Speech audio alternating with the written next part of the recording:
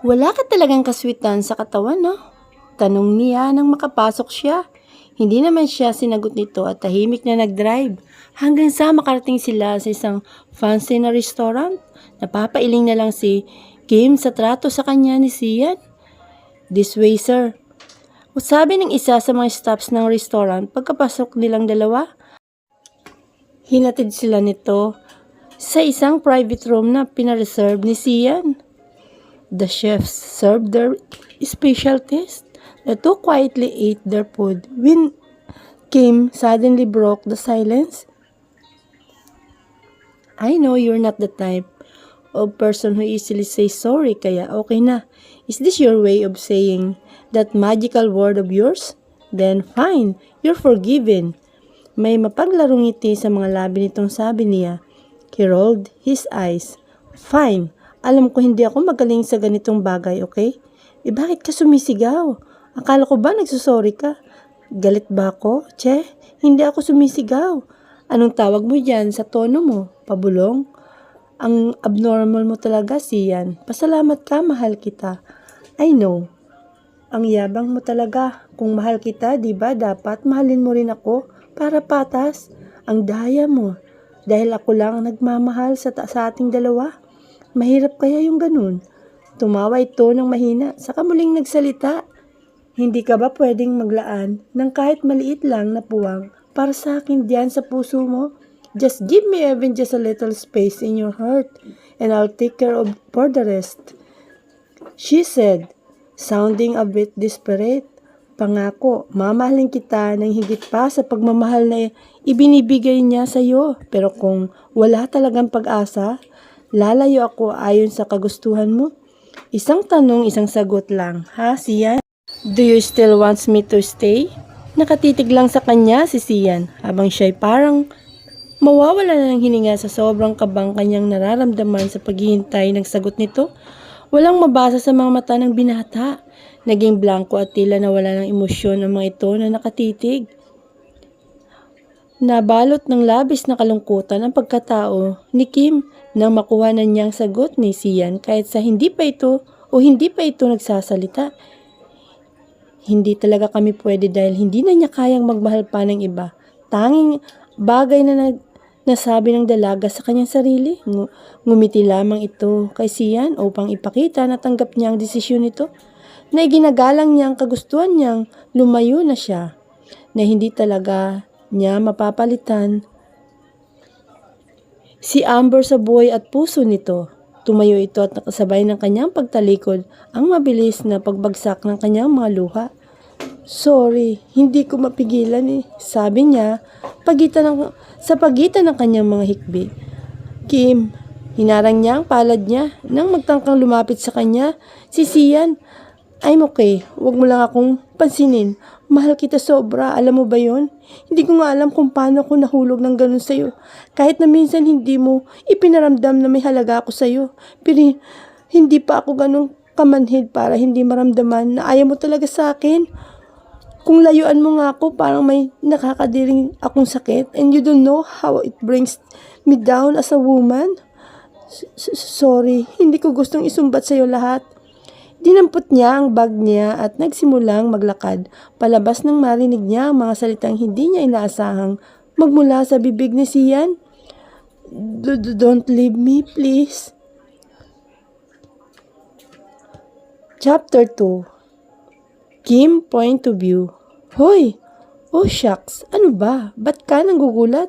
Hindi ko napigilang sigaw sa kanyang kitang nagmo-moment ako at sisirain niya, kakainis.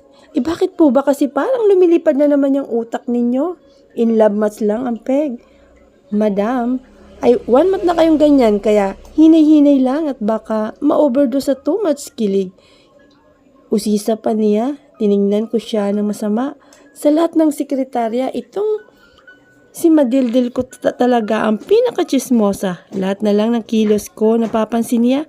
Pasalamat siya at hindi ako nairita sa kanya. Besides, siya lang din ang tumatayong diary ko, ang kaisa-isang taong napagsasabihan ko ng lahat ng kaitsusan ko sa buhay. We're officially together. Parang wala pa sa sariling nakikita kong Nag-make face siya kaya hindi ko naiwasang mapangiti ng napakalapad. Bruhilda talaga. Lumapit siya sa akin ng nakapamewang. Alam mo, friend, alam ko sekretarya mo ko rito. Pero alam mo rin ba na nakakaumay na? Oo, alam ko kayo na. Anli lang, 1 month is consisting of 30 days and sa araw-araw na magkasama tayo, bukang bibig mo na yan. Hay nako, di lang makaget over. Boyfriend ko na, si Sian, pang-aasar ko pa na sigaw sa harapan niya at ang gaga nakisakay na lang sa akin at nagsisigaw. Mabuti na lang at soundproof ito at baka akalain ng mga nasa labas ay napapaano na kami. Sa wakas, nagbunga na rin ang pang-aakit mo. Gaga!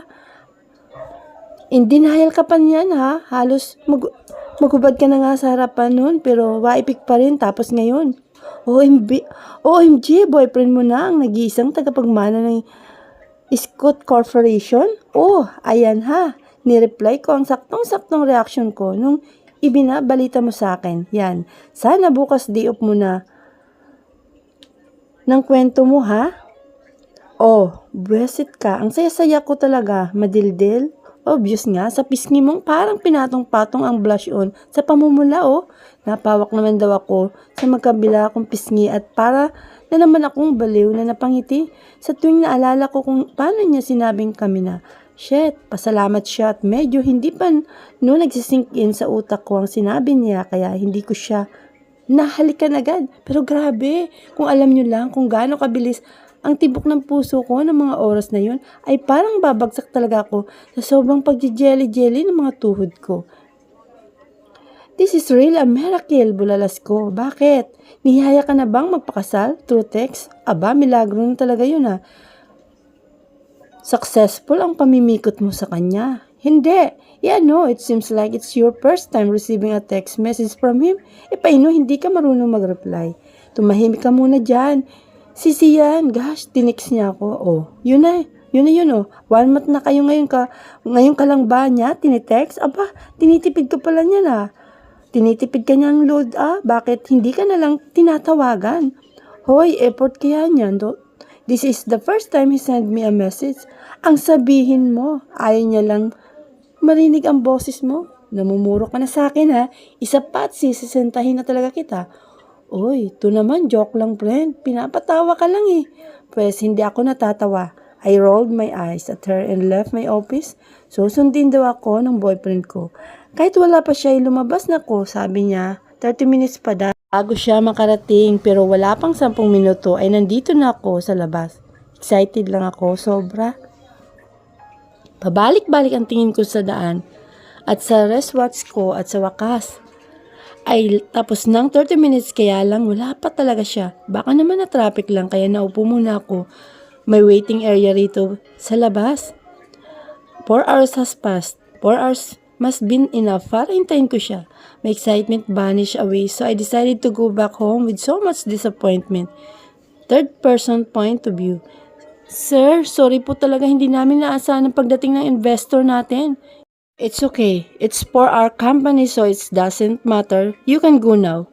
Thank you, sir. Sabay-sabay na sumakay ng elevator pababa ang mga tauhan niya kasama sa emergency board. Meeting nila habang siya'y naiwan saglit at bumalik sa kanyang opisina.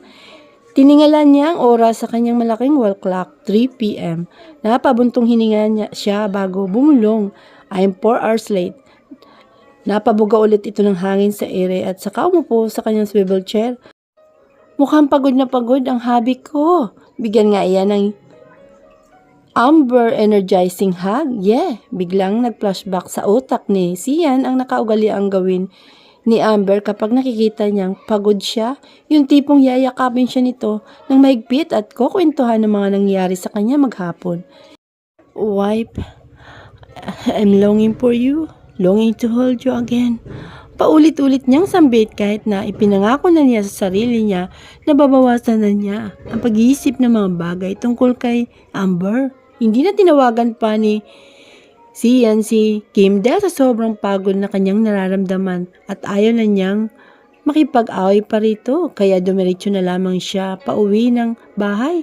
Sa mansyon na siya kasalukuyang tumutuloy simula nang mawala ang asawa. Ayon na rin sa kagustuhan ng kanyang mga magulang. Mga kasambahay at driver pa rin ang laging kasama. Kagaya ng nakagawian niya, bata pa lamang siya. Young master, handa na po ang hapunan. Magalang na sabi ng isang maid sa kanya pagkababa niya ng hagdanan. I'm not hungry. Sige po, tawagin niyo na lang po kami sa intercom niyo kapag nagutom po kayo. Tumango na lamang si Sian. Nagpahangin lang siya saglit sa labas bago bumalik ng kwarto.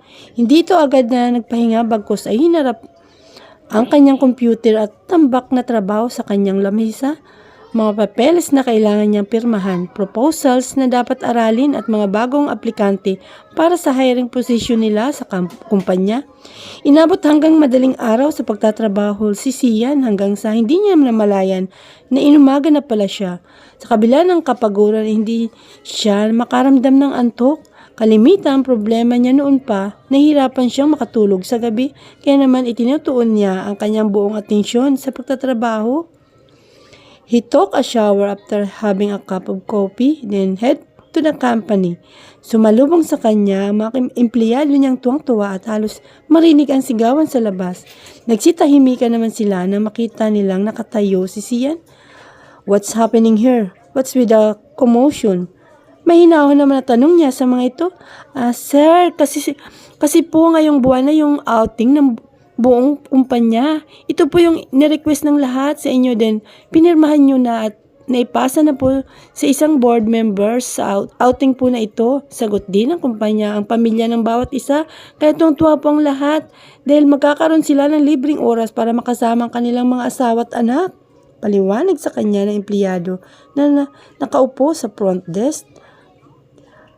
Family? Yes sir. Kaya isama nyo na rin po yung girlfriend nyo para naman magka-moment kayo. Yeah, napaka-workaholic nyo po kaya.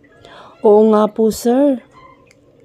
Malay nyo sir, may magbunga pag uwi niyo. Napuno ang kantyawan para kay Sian ang buong paligid samantalang siya ay parang nanigas sa kanyang kinatatayuan. Walang kibos siyang pumasok sa kanyang opisina at parang wala na naman sa sariling nakatitig sa kawalan. He pictured himself being alone. While everyone is enjoying their given leisure time with their families, sabunot siya sa kanyang buhok nang mag-ring ang cellphone niya. Kim's calling. Sian. Ano ba naman kasi? Bakit sila pa? Bakit pamilya ko pa ang kinakailangan nilang kunin sa akin? Teka, nasaan ka? Pupuntahan kita. I'm so much hurt and pain. Dahil nito saka baka sa boses niya ang pamamaos. Napahawak sa bandang dibdib niya si Kim nang marinig ang mga salitang nagpakirot ng puso niya. Kaya nga nandito ako para tulungan ka, diba? Siya naman, tulungan mo rin ang sarili mo. Mahinahong sagot nito at pinilit na itinago ang sakit na nararamdaman niya mula sa kabilang linya. Nailayo ni Kim ang cellphone mula sa kanyang tenga nang makarinig siya ng malakas na pagbagsak kasabay ng pagkaputol ng tawag ni Sian. May itim na aura ang tila bumalot sa buong pagkatao ng binata na lumabas ng opisina kaya otomatikong ang pagbibigay daan sa kanya ng mga taong dinaraanan niya. Sumakay ito ng kotse at mabilis na pinaharurot. Kalahating oras din siyang nagdadrive nang mapahinto siya sa tapat ng isang ice cream parlor. Bumaba siya ng kotse at pumasok sa loob. I said, give me one chocolate chip cookie. Ice cream. May pagkairitang sabi ng isang batang lalaki na nakasuot ng formal na damit na animoy isang binata. Nakaupo ito sa counter at naka-folded arms pa. Sinabi ko naman sa iyo, bata ka. Wala nga kami niyang hinahanap mong flavor. Nasaan na ba talaga kasi ang nanay mo? You don't care? Okay. I'm a customer, so you should obey me and I'm looking for that flavor. And if you don't have, that's not my problem. May accent pa ang pagsasalita nito kaya mas lalong nalulukot ang mukha ng babaeng kausap niya. Nasa Pilipinas ka bata, kaya magtagalog ka nga. Uulitin ko, wala kaming ng flavor ng hinahanap mo. At teka, may pera ka naman ba? Ang bongga mong magdemanda.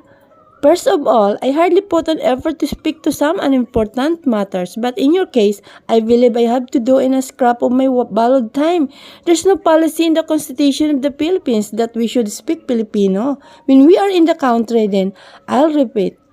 If you don't have that playboard, that's not my problem. You're not asking for money. Here. Inalahad niya ang isang golden card na hawak niya at iwinagayway sa harapan ng babae. Halos malaglag naman ang mga panga nito dahil hindi biro ang card na hawak ng batang lalaki. Nagtitinginan ang ibang customer sa kanila kaya hindi na alam ng babae kung anong dapat niyang gawin. Pasaway naman tong batang to. Paano na to? Medyo nag-aalala niyang bulong. Bukod sa mag-isa lang siya, guard lang ang tanging kasama niya sa shop. Why are you staring at me, mister? I don't know your name. Nakataas ang kilay niyang tanong sa nakatayong si Sian. Nang mapansin niya ang pagtitig nito sa kanya. Nothing. Sagot ni Sian at saka humarap sa babaeng mukhang problemado. Bring me a chocolate chip flavored ice cream and some nips with chocolate syrup. Po, sa dip. Sabay na sambit ng dalawa. Si Sian at ang batang lalaki, napangisi naman sila pareho nang magkatinginan sila. Walang nagawang babae kundi sundin ang utos ni Sian. Nagulat na lamang sila nang si Sian mismo ang magdisenyo ng ice cream at ibinigay sa bata. Hershey chocolate chip cookie dough ice cream, little boy. Oh, not bad. Natatawa naman si Sian sa reaksyon nito. How did you know this? I simply know someone who loved that flavor too and I used to do that for her also.